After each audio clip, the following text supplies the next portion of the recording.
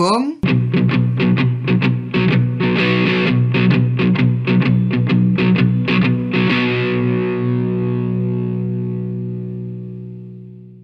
Il faut croire que notre ville n'est pas assez belle comme ça. La municipalité et le Grand Avignon ont décidé de la décorer de centaines de panneaux disséminés partout dans la ville. Vous en avez marre de la pub à la télé, sur les sites internet, dans les boîtes aux lettres? Vous sortez pour vous aérer l'esprit, mais non, la publicité est aussi là, dans nos rues, sur des panneaux qui font jusqu'à 12 mètres carrés. Et ces panneaux, qui encombrent nos trottoirs, ils défigurent notre ville alors qu'elle est classée à l'UNESCO. On en trouve jusqu'au pied du pont d'Avignon, ce qui est illégal et pourrait valoir des amendes à la ville. Même le panneau UNESCO à l'entrée de la ville est caché par une multitude de panneaux pubs. Vous l'aurez compris, la pub occupe une place beaucoup trop importante dans notre belle ville. La situation est si alarmante que nous devrions l'assumer et reconnaître que le patrimoine d'Avignon se résume en 3 P. Son pont, son palais, ses pubs. Mais au-delà du cas d'Avignon, est-ce qu'il y a tant de pubs que ça dans nos rues et dans nos vies ?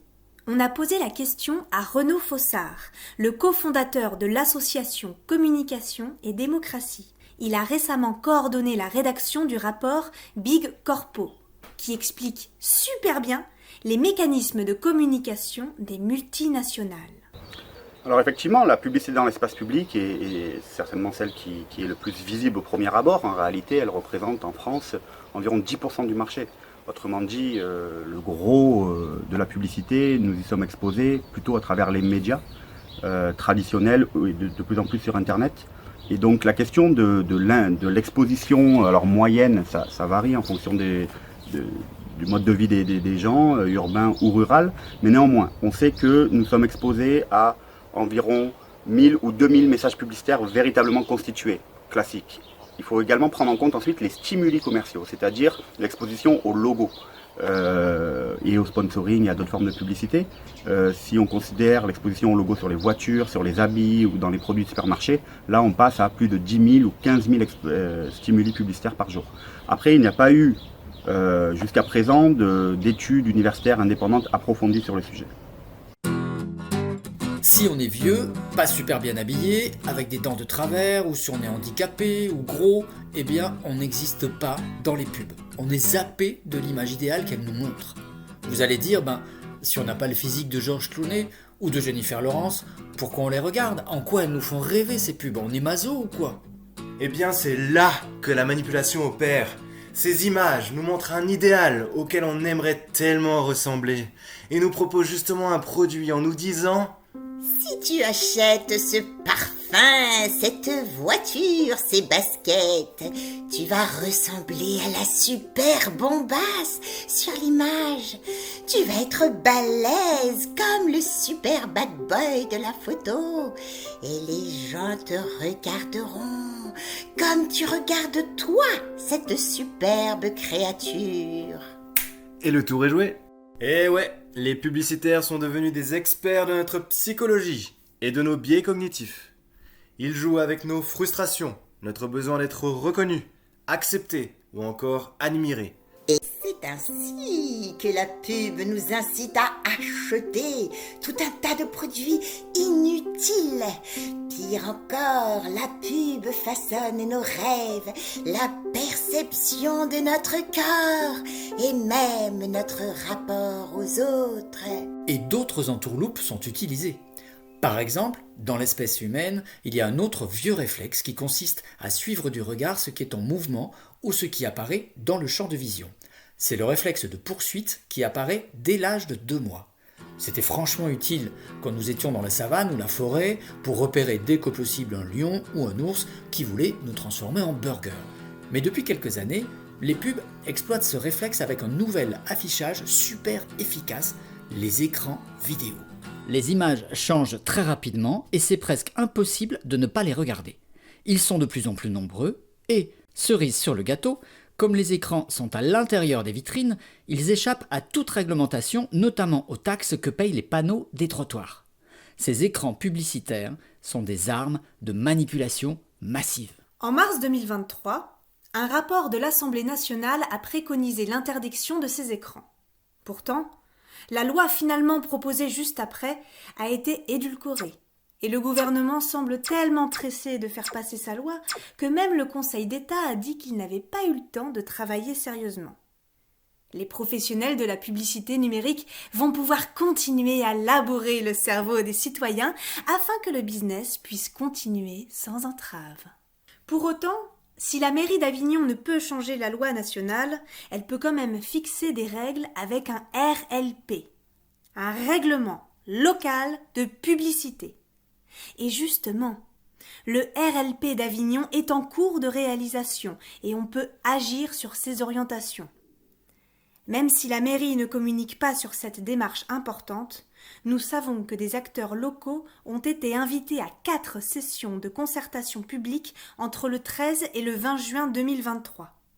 Alors allons-y, participons à ces réunions, c'est le moment de se faire entendre. Les pubs rendent notre avenir plus moche.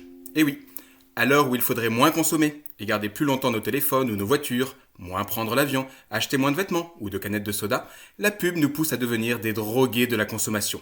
Et cela a une conséquence pratique à laquelle on ne pense pas souvent. Renaud Fossard nous explique. Oui, alors c'est un élément intéressant qu'on a découvert dans notre rapport, basé sur une étude universitaire, c'est que pour financer cette augmentation de la consommation, les ménages ont tendance à travailler plus dans la durée. On a constaté que pour l'augmentation de la consommation en France, 5,3%, ça a conduit à une augmentation du temps de travail de 6,6%. Autrement dit, c'est travailler plus pour consommer plus. Ça se traduit en économie par une baisse du bien-être. Parce que pour une même unité de travail, vous accédez à moins de consommation. Donc on a un vrai enjeu à la fois sur le temps de travail et sur la qualité de vie, c'est-à-dire le bien-être ressenti de la population. Et oui, d'après Renaud Fossard, s'il n'y avait pas les pubs, on achèterait moins de conneries et on pourrait travailler moins. Il parle d'environ 6% du temps de travail à cause des pubs. Ça représente environ 3 semaines de vacances supplémentaires chaque année. Ou encore, on pourrait partir en retraite 2 ans et demi plus tôt. Et ça vous rappelle rien cette affaire de 2 ans de plus avant la retraite ? Première grande conséquence de cette surconsommation de dingue, c'est les émissions de gaz à effet de serre et le réchauffement climatique. Car non seulement la pub veut nous faire oublier les conséquences de la surconsommation, depuis l'exploitation des ressources jusqu'à la production des déchets, mais surprise, les secteurs qui investissent le plus dans la communication sont ceux qui polluent le plus. Eh, gâteau sous la cerise, c'est l'occasion de se faire passer pour des écolos. Le greenwashing, y a que ça de vrai, mon beau monsieur. Et y a pas que pour le climat, les pubs démolissent aussi notre santé. Côté alimentaire, elles ne vendent quasiment jamais des aliments de base, mais le plus souvent des trucs tout prêts, industriels, trop gras, trop sucrés. Et en plus, comme elle est super coquine, la pub utilise des personnes hyper minces avec des dents impeccables pour nous vendre des cochonneries qui nous font grossir et qui nous filent plein de caries.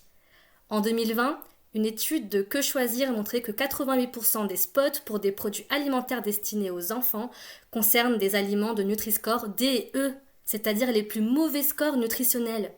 Et la preuve que la pub ne nous veut pas du bien, c'est que c'est écrit dessus. Sur le même panneau, on peut lire en gros « Oui, achète ça » et en petit « Non, n'achète surtout pas ça » et nous, on tombe dans le panneau. Plusieurs entreprises installent des pubs à Avignon. Il y a par exemple Deco, le numéro 1 mondial, mais aussi Avenir, Giraudy, Easy Pano. Mais l'une d'entre elles est davantage présente et mérite qu'on se penche sur son cas. Cette entreprise, c'est Clear Channel. Clear Channel est une entreprise américaine qui installe des pubs dans les espaces publics comme les rues, les centres commerciaux, les gares, les aéroports, les abribus. L'entreprise est présente dans 22 pays. La France est son 2e marché après les USA. Clear Channel, c'est plus de 2 milliards de chiffre d'affaires, dont 230 millions rien qu'en France. Et rien qu'en France, ces pubs touchent chaque semaine 32 millions de personnes et génèrent plus de 5 milliards de contacts utiles. Un contact utile, c'est chaque fois qu'une personne regarde une pub sur un panneau appartenant à Clear Channel. Les grandes villes réglementent une grande partie des panneaux de pub de leur territoire et peuvent passer des contrats avec des afficheurs. Justement, en 2015, après avoir travaillé plusieurs années avec Deco, Avignon signe un contrat avec Clear Channel. Deco, qui perd un marché, est super en colère et multiplie les recours en justice, et réussit à faire annuler l'attribution du marché de Clear Channel en 2018. La ville d'Avignon doit refaire un 2e appel d'offres, qui est remporté à nouveau par Clear Channel. Et bingo, cette fois-ci c'est la bonne. Clear Channel gagne l'exclusivité des pubs dans les meilleurs spots de la ville d'Avignon pour une durée de 7 ans, à partir de janvier 2019. On peut imaginer que la colère de Decaux pour s'agripper au marché d'Avignon est le signe que notre ville est très rentable. Pour gagner de l'argent grâce aux Avignonnais, Clear Channel loue ses panneaux aux annonceurs qui peuvent y afficher leurs pubs. En contrepartie, Clear Channel doit fournir le mobilier urbain, l'entretenir. Il doit aussi afficher un certain nombre d'affiches de la mairie, pour des expos, des événements. Bon, ça c'est la mairie qui choisit. Et enfin, Clear Channel doit payer une redevance, une sorte de loyer annuel à la mairie d'Avignon. Et oui, Clear Channel et Avignon, c'est une histoire d'amour, et aussi un peu d'argent. Mais alors, ça rapporte combien à la mairie? Eh bien, le collectif Faucon a fait son enquête et a trouvé la réponse dans les conseils municipaux de 2018. Clear Channel reverse à la mairie 245 000 € par an pour pouvoir utiliser ses 215 panneaux publicitaires. Sachant que le budget annuel municipal s'élève à 230 millions d'euros, cette rentrée d'argent représente un millième du budget. Autrement dit, une toute petite cacahuète de rien du tout. Et comme à Waucon, on aime bien rigoler, il faut parler de l'affichage réservé à la mairie prévu dans le contrat. Il est souvent cantonné aux faces les moins visibles, c'est-à-dire celles qui sont vendues le moins cher parce qu'elles sont trop près d'un mur, cachées dans les branches ou pas du bon côté. On peut donc dire que quand Clear Channel travaille sur les trottoirs d'Avignon, la mairie encaisse. Mais les histoires d'argent ne s'arrêtent pas là. En effet, le conseil municipal du 19 décembre 2020 a voté un cadeau de Noël, une remise de 66 000 € sur la redevance payée par Clear Channel pour 2020. Le motif invoqué était d'aider la fragile multinationale à passer la crise du Covid. Bon, on pourrait imaginer que quand la situation économique redémarre, ce qui est le cas aujourd'hui, Clear Channel rembourse ces 66 000 €. Mais bizarrement, on n'a rien trouvé. Et la redevance de Clear Channel n'est qu'une partie de ce que rapporte la pub à la mairie. En effet, tous les panneaux de pub, et même les enseignes des magasins, sont soumis à la TLPE, la taxe locale sur la publicité extérieure. Là encore, comme la mairie ne nous a pas répondu, on a dû chercher pas mal. Et c'est le mémoire de master d'une étudiante de Grenoble, publié en 2021, qui nous fournit une estimation. D'après elle, la ville d'Avignon récolte autour de 1 million d'euros uniquement avec cette taxe, dont 250 000 € pour les grands panneaux de 3 mètres par 4. Pour résumer, on peut penser que la mairie doit kiffer grave les publicités, puisqu'elle fait le choix d'en autoriser un bon paquet et qu'en plus cela lui rapporte des sous. Autrement dit, la mairie d'Avignon gagne de l'argent en vendant le temps de cerveau disponible de ses habitants. Quant à la communauté du Grand Avignon, elle fait exactement pareil avec les affiches des abribus. Et puisqu'on parle d'argent, au-delà d'Avignon, la pub en France, c'est combien d'argent, Renaud Fossard ? Le volume en termes de dépenses du marché publicitaire ou de la communication en général en France, il est colossal, il arrive à près de 45 milliards, c'est-à-dire il est équivalent aux dépenses des entreprises en recherche et développement, c'est-à-dire le principal levier de l'innovation. Donc en France, aujourd'hui, les entreprises mettent à peu près autant d'argent pour influencer les comportements des consommateurs que pour stimuler l'innovation. On est sur un marché colossal. À l'intérieur de ce marché, on a environ 60 000 annonceurs en France. Il y en a 10 000 qui font la quasi-totalité des dépenses. Et à l'intérieur de ces 10 000, il faut considérer qu'il y a moins de 500 annonceurs qui font les 2/3 des dépenses. Ce sont des méga annonceurs. On parle de campagnes, de budget annuel de communication à 150, 200, 250 millions d'euros. Et c'est véritablement ceux-là auxquels on est exposé en permanence et qu'on connaît mieux en tant que citoyen. Donc on peut penser que la publicité n'est pas nécessairement au service de la multiplicité des entreprises, des PME, et pas non plus au service de tous les produits innovants. En réalité, elle est très concentrée au sein de quelques entreprises et sur certains produits que, selon nos analyses, sont souvent des produits polluants ou nocifs pour la santé. Si on regarde les sondages, on a deux types de résultats.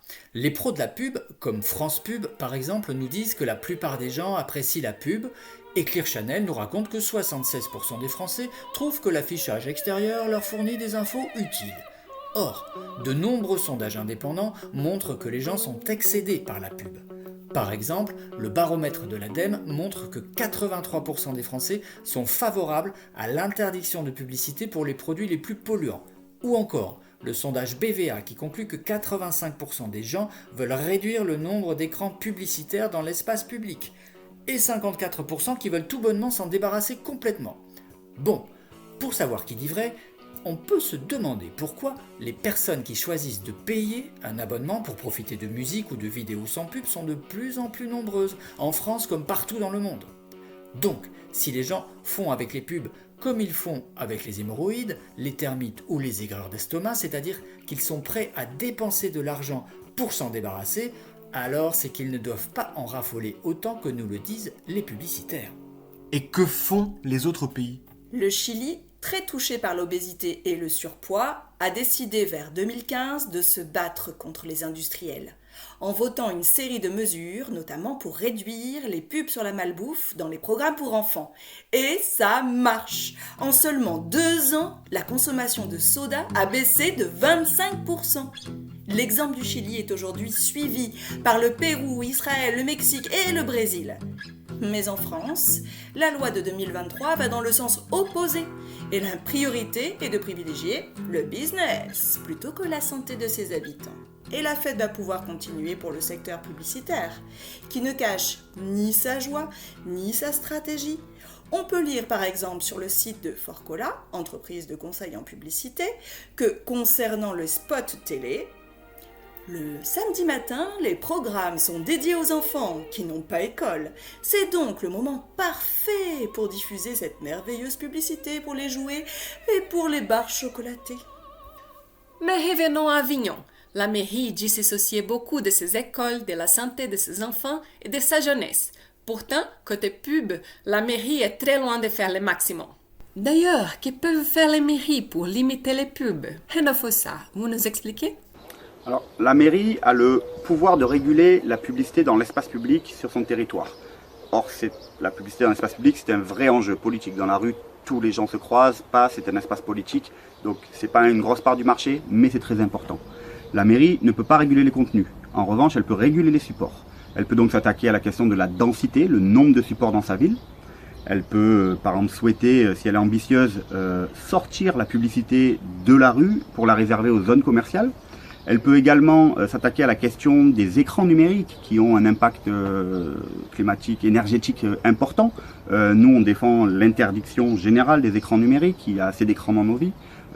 Et il y a l'élément des écrans derrière les vitrines, qui ne sont plus cette fois dans la rue, mais dans les magasins des commerçants, avec lesquels il faut discuter, parce que de même, ils contribuent aujourd'hui à la surexposition aux écrans.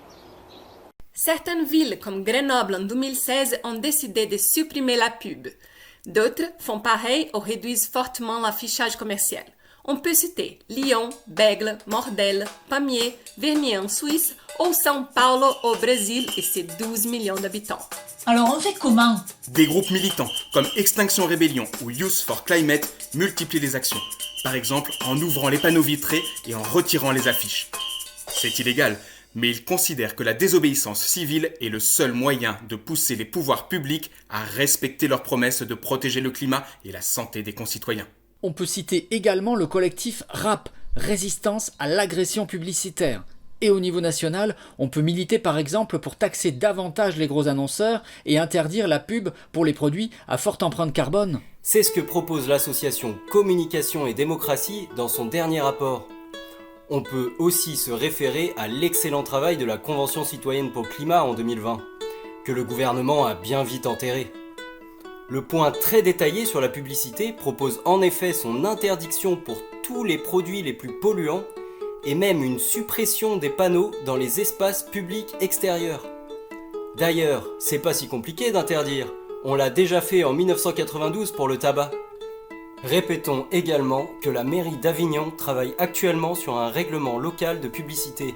Alors faisons-nous entendre et exigeons la fin des panneaux numériques comme à Lyon ou à Paris, ou des zones d'exclusion, en premier lieu autour des écoles. Grenoble a ainsi pu retirer 90% des publicités de son territoire grâce à un RLP et un zonage ambitieux. Bien des villes ont aussi limité la taille des panneaux restants, à 4 ou 8 mètres carrés par exemple, pour en finir avec l'enfilade de panneaux 4x3 quand on arrive du Pontet. Enfin, la ville d'Avignon devrait organiser un référendum pour décider de l'interdiction des panneaux pubs dans l'espace public, ou, à minima, des limitations. C'est aux citoyens de décider eux-mêmes et pas aux élus de nous vendre au plus offrant. Ces questions sont gérées sans aucune transparence ni démocratie participative. Pour cette vidéo, nous avons questionné la mairie d'Avignon et le Grand Avignon. Nous avons eu 0 réponse. Les citoyens doivent avoir les infos pour saisir les vrais enjeux et décider eux-mêmes. Alors, mesdames et messieurs les élus, on le lance ce référendum et on limite enfin la pub à Avignon ?